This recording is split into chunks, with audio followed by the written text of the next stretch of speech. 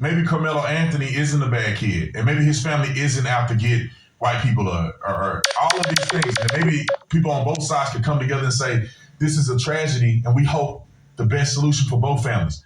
But he can't do that because they race hustling. He kicked this man dad out of that event when he was just coming to be united because they both lost their sons, potentially. Listen to this fool with his fake explanation of why he kicked Austin Metcalf's dad out of that event roller club. Let me say this. The Anthony family didn't even know that Austin's dad was even in the facility. They didn't know that Austin's dad was here until he was actually removed by DPD. One of our security people asked him to move back. He looked back at him like he was entitled or like he didn't have to move, whatever it may be. We didn't even know who he was at this time. We just asked him to step back. Then one of the members of the media told us that, hey, that's the dad. I said, the dad of who? I said, who? What? He was like, yeah, that's Austin's dad. I said, I know you lying. Like, what? He can't be here.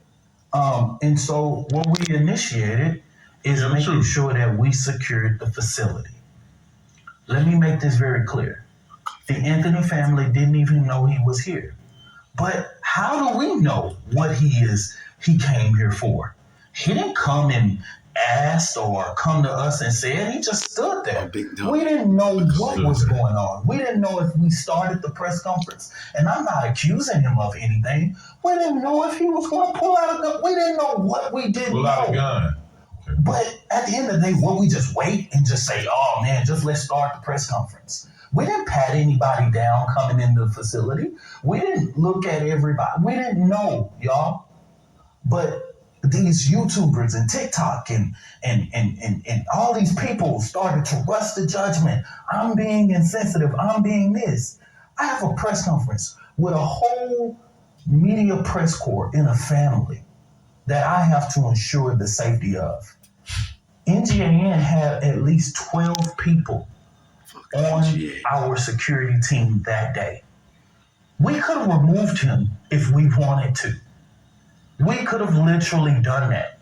But no, what we did was we tried, because of the sensitivity of the case, allow DPD to handle it. If anybody that was there, no, we didn't lack security, right? But where he came in and approached, we could not allow him to stay there.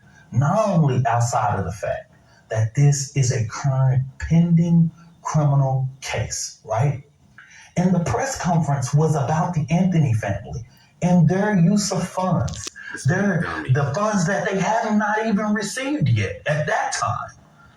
So it wasn't really about the particulars of the case.